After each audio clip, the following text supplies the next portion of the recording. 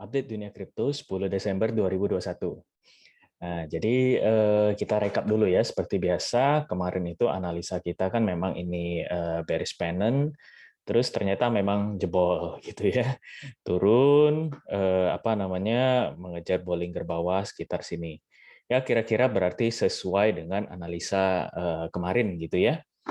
Nah, itu juga saya ada sampaikan bahwa titik Bollinger ini kemarin itu di 47.200 ya.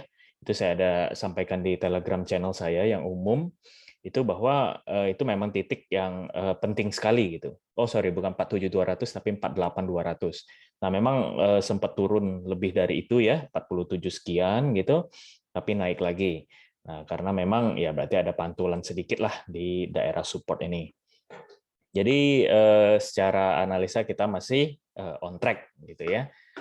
Nah, seperti biasa kita untuk hari ini kita screening dulu kira-kira berita ada apa gitu ya di apa namanya dunia kripto atau di makroekonomi.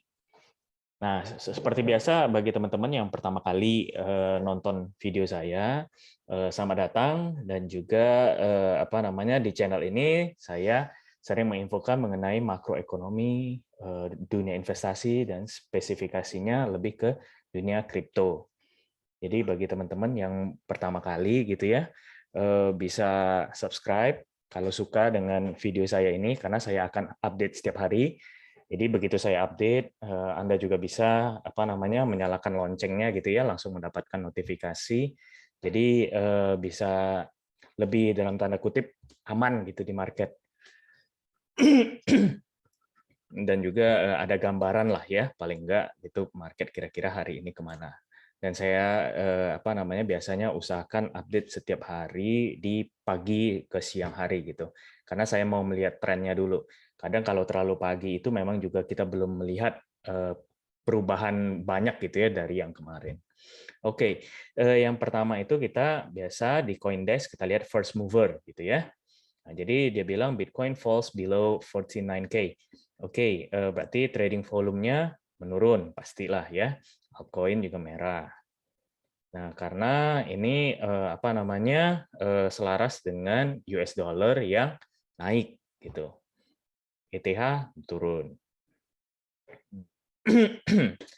Nah, sekarang kita lihat lebih jauh. Jadi dari volume ya ini ya, volume di exchange itu memang kelihatan sekali ya perbedaannya. Berarti ini kalau mereka kan bulannya itu di depan ya. Jadi ini 1 bulan 12. Jadi dari 1 Desember itu apa namanya? Kira-kira di 11 billion. Nah, ini sempat naik tinggi gitu ya.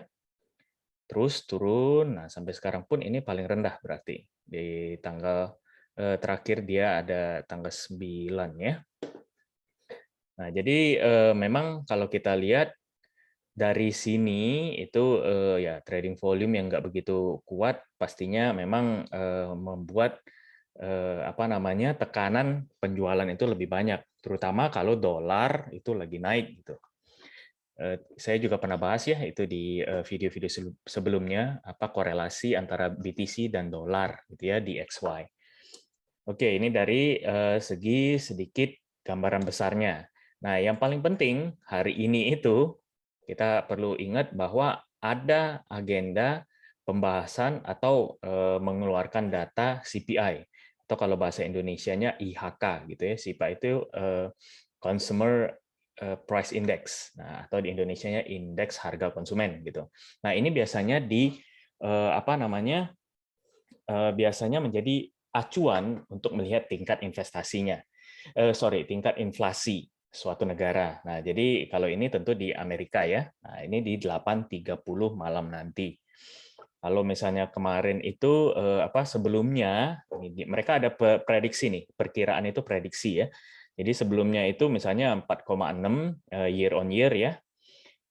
Diperkirakan ini naik 4,9. Nah, ini tentu prediksi dari analis mereka sendiri gitu ya.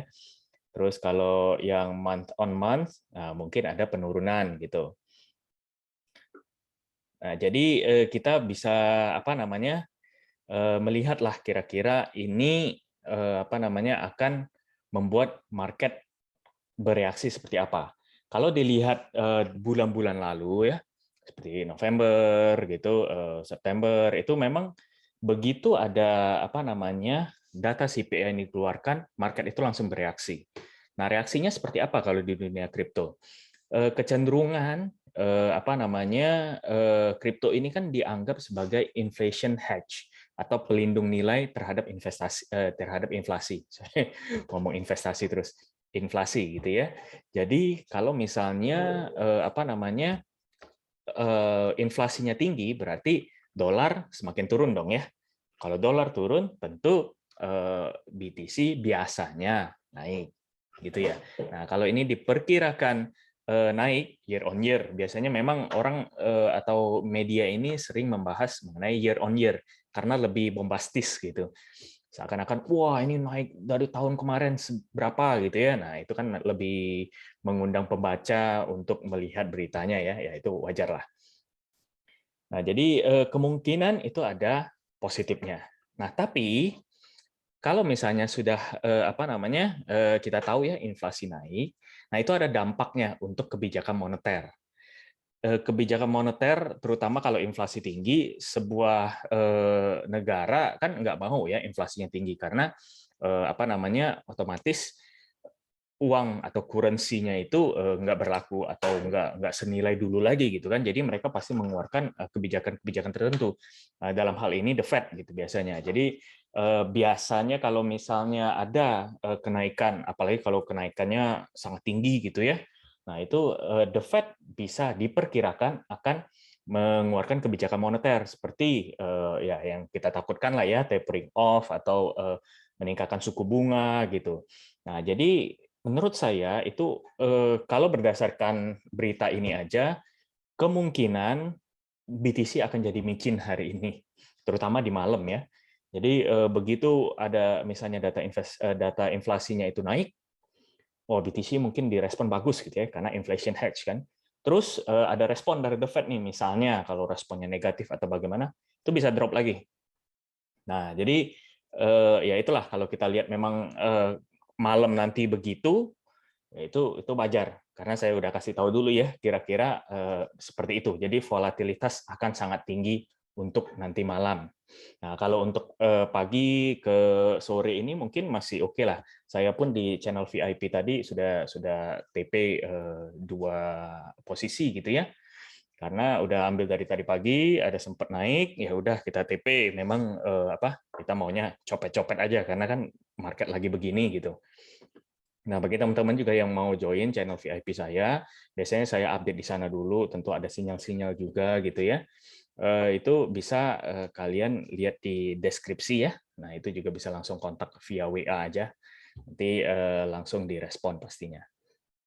Nah, itu kalau dari segi berita. Nah, kita lihat sekarang dari segi data. Gitu ya. Nah, kalau dari data, seperti biasa, Fear and Greed dulu nih, kita lihat. Fear and Greed-nya seperti apa? Kalau Fear and Greed ini kita lihat turun lagi ya. Jadi 5 poin ke Extreme Fear lagi. Jadi kurang bagus lah sebenarnya. Walaupun Extreme Fear orang suka bilang bahwa ya ini kesempatan untuk beli gitu kan.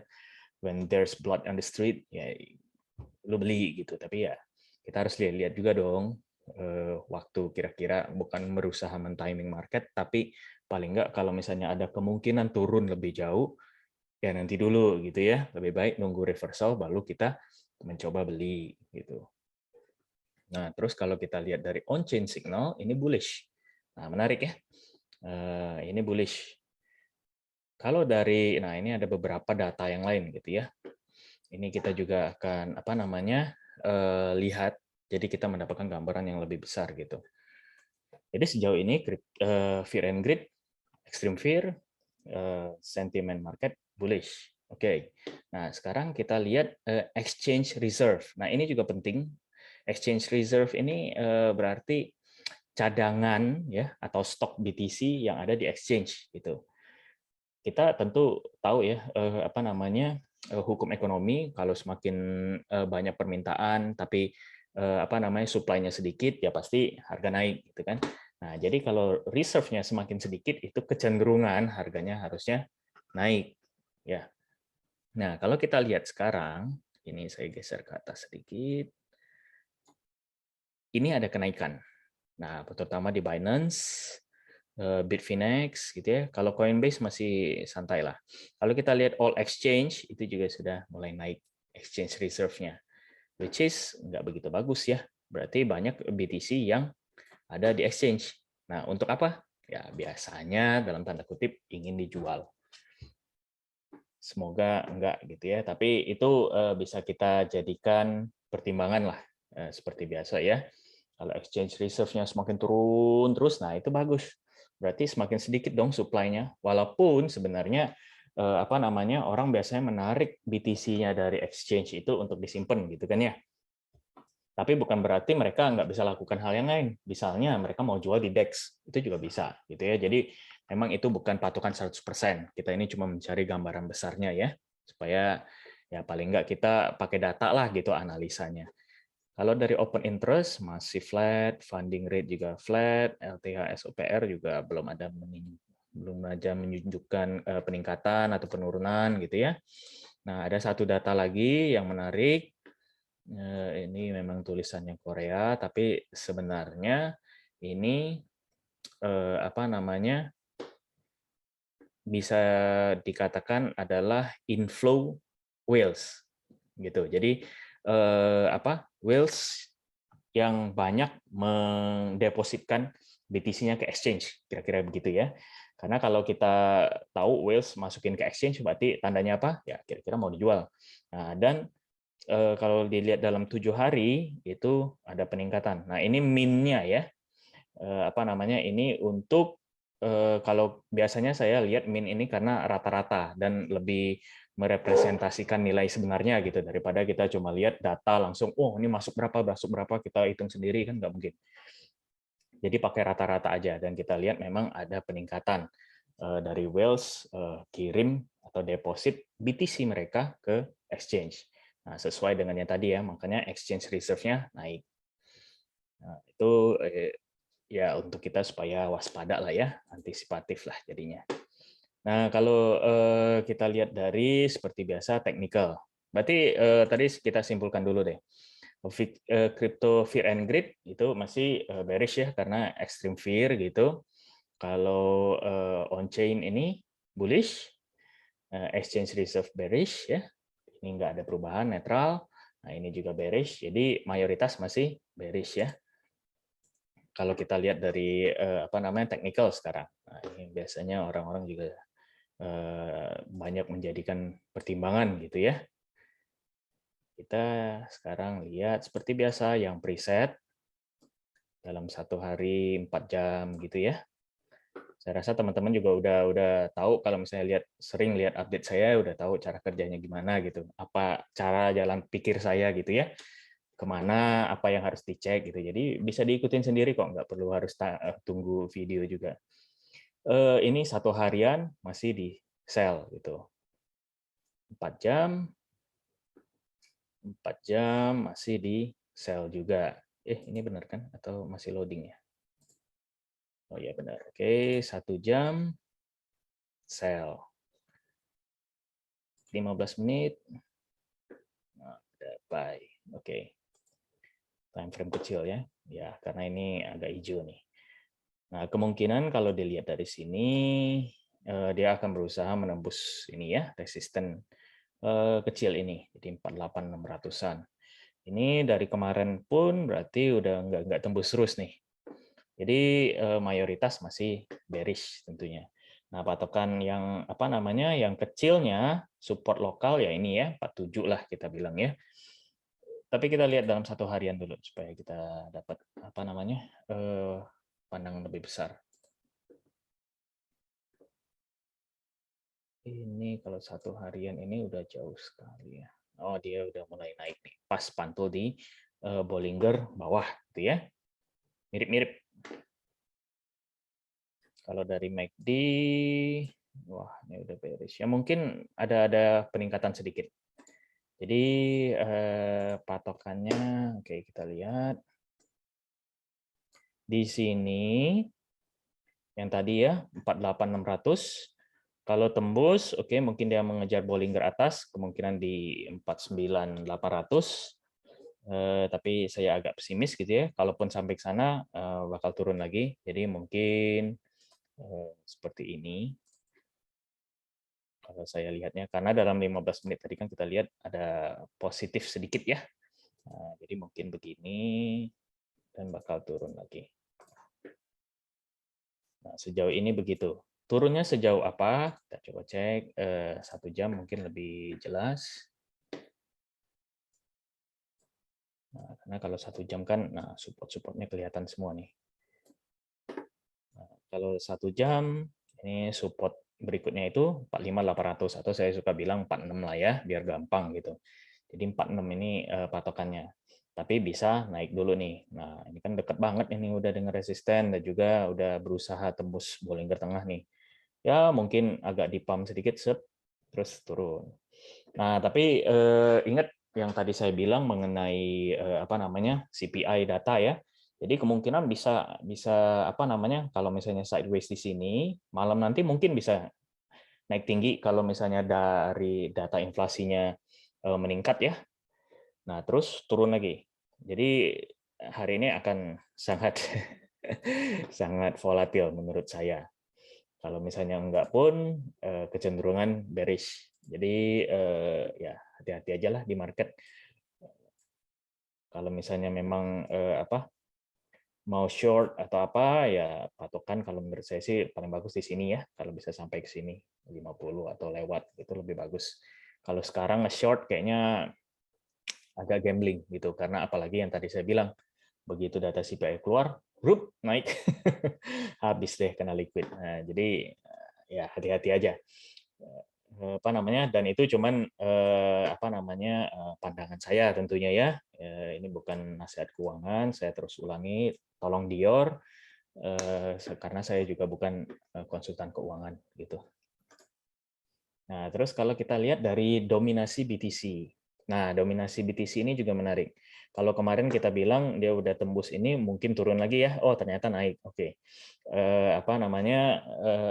Dia sudah mengejar Bollinger ini dan mungkin retest lagi ke support ke sini. Gitu. Nah, kalau misalnya BTC nanti turun atau naik agak dalam, saya rasa ini bakal naik. Jadi mungkin turun sedikit, terus naik tembus ke sini.